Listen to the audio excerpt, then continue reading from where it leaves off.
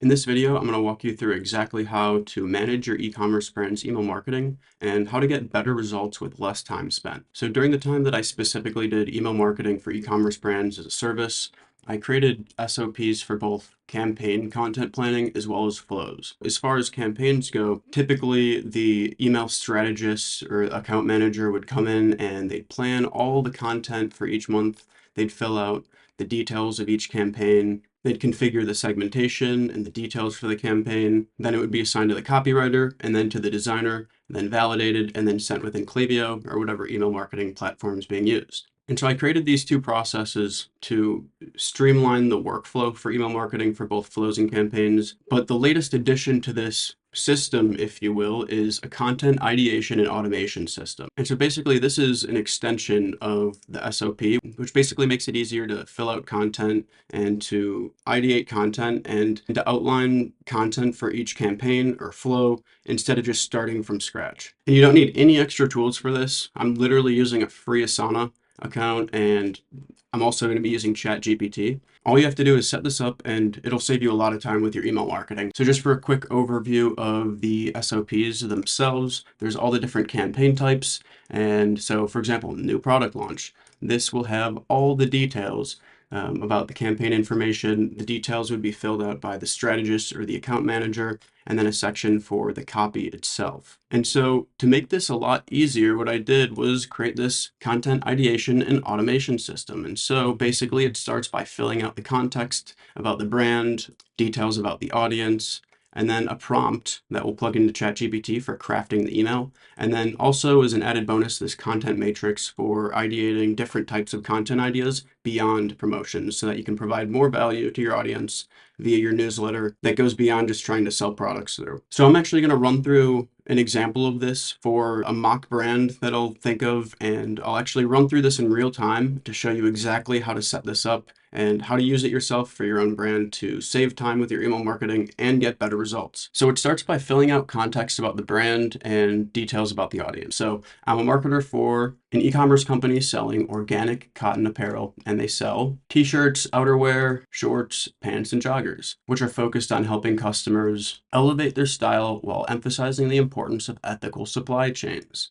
So in this example, this would be one of the USPs or unique selling propositions of the brand. The goal of the content we produce is to educate customers, sell products, and to provide value beyond the sale, which is part of what makes us unique. We tend to use a brand tonality that is based in humor, wit, satire, and a general tone that we don't take ourselves too seriously, even though we have an unwavering belief about ethical commerce. So now that we have context about the brand and how they speak to the audience and some of the details about their unique selling propositions, we'll go ahead and fill out this audience detail prompt. Our audience consists of both men and women who care about style, but with disdain toward the harm of fast fashion and manufacturing waste. They care about being active, they're community oriented, they shop with intention, and they care about blending style with ethical manufacturing. Our highest quality audience tends to be somewhat familiar but need some education on the types of products we sell. So with marketing or advertising, you're generally targeting three broad personas: people that know what you sell, people who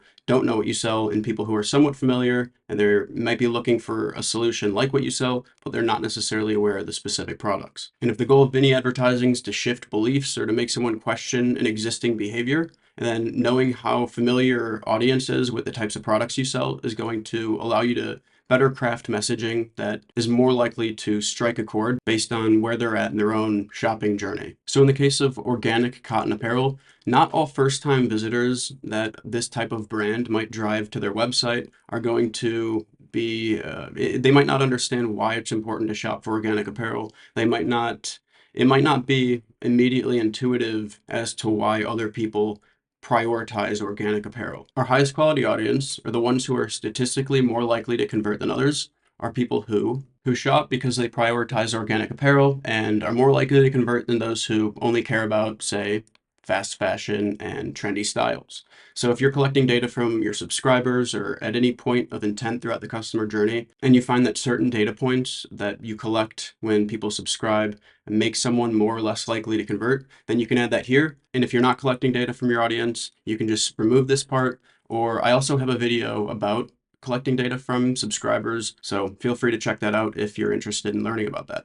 Okay, so now that we have context about the brand and details about the audience, we move to the craft email section. And so here we have a prompt, and it starts with, you're a marketer for an e-commerce brand writing a marketing email to subscribers on the email list. Write it as if you're a master copywriter using our brand voice and tonality. Don't use complex wording. Write it in a way such that it's easy to skim and digest for the recipient. The email should be direct, to the point, and avoid using lots of fluff or verbiage. Here's some key additional context about the brand. So right here, insert brand context prompt is where we're just going to copy this. Copy, we're going to go back to craft email and paste it here. Here's some additional context about the brand's audience. So then we go to the audience, copy, go back, and paste it here. Finally, here's some key context about the specific email type for you to craft. So this is where we go back to the SOP. So if we're writing a campaign or we're planning a campaign email, let's say, for example, new product launch. So in the SOP, there's cards that you can up for any campaign type with the details about them. And basically what we'll do is we'll just fill this out. Let's say we're doing a product launch and we're launching a new natural indigo dyed organic cotton t-shirt. Here, the email strategist or account manager would fill out details about where the CTA should send to, any details specific about the copy or the design. So for example, in this one, for the copy, let's say, mention the importance of using natural dyes as opposed to why synthetic dyes might pose environmental problems over the long term due to buildup of manufacturing waste. So we'll go ahead and copy the information about this specific campaign, and we'll go ahead and paste it right here. Additionally, another thing you can do if you have a specific structure or template that you're using for your emails, for example, let's say that the format is of course, obviously there's a subject line and preview text regardless of the format, but let's say we're doing headline, subheadline, primary CTA, then the body, and then a final CTA. So then you could also take that structure that you want to have the email be outlined in, and then go ahead and just paste it there as well. So by now we're ready to take this entire prompt, copy all of it, now that we've filled it out. And now we're going to go into ChatGPT, and you can use the free version. You don't need the paid version. Just copy this entire prompt. And once you're in ChatGPT, you just paste all of it in here and hit enter. And so now, instead of starting from scratch, it's generating an outline for the content based on specific details that you feed to ChatGPT about your audience, about your brand tonality, and how you speak to your subscribers. And remember, you can always regenerate this and give it iterations. You could say, hey, I didn't like this part, or hey, I want to add in a section for an infographic chart. Please outline stuff that I could include in the infographic. And I would never recommend just relying solely on ChatGPT to write your content. Don't do that. What I'm saying is take the outline so that way you have a starting point based on details specifically about your brand and the content that you're writing. And that way you can iterate it, which saves you a whole lot of time. So basically, I'll just take the content from each section, or I'll iterate it and I'll just paste it back into the campaign planning standard operating procedure, or the SOP. So for example, I'm not crazy about this tonality, so I'm going to revise it a little bit.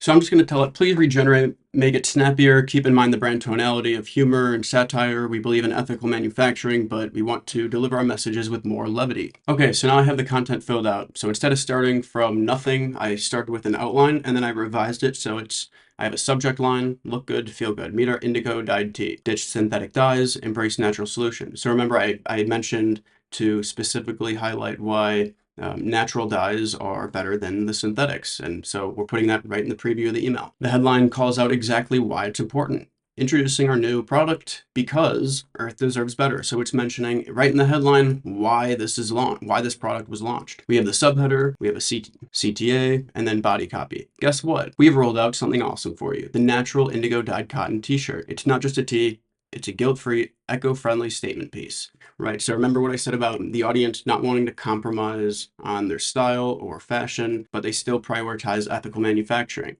And it does a great job calling this back in the body. But why? If someone's not familiar with the products, remember, we specified that our audience might need some education on the types of products we sell, so we're addressing that here. Why natural indigo? Well, unlike synthetic dyes that might haunt landfills forever, our indigo dye says, I'm biodegradable, baby. So it's using humor and a way that's making the copy more engaging. It's a win for your wardrobe and an even bigger win for the planet. Additionally, like I said, if you wanted to iterate it in a way so that certain parts of the messaging become like a graphic or a chart that has a comparison between, like in this example, natural dyes versus synthetic dyes, then you could actually copy and paste that section and then just feed it to ChatGPT and say, hey, I'm going to make a graphic. Please give me 4 bullet points for the benefits of using natural dyes and the problems with using synthetic dyes. And then it'll give you the bullet points that you can use to create that infographic in the email. The final component of this is the content matrix. And this is powerful for providing value beyond the sale. So emails that you can send to your list that aren't about selling products, they're not about a promotion, but they're still providing value so that you can be top of mind and engaging instead of just sending the same predictable types of content over and over. This allows you to provide value to your audience and educate and entertain and inform without having to make it all about your products.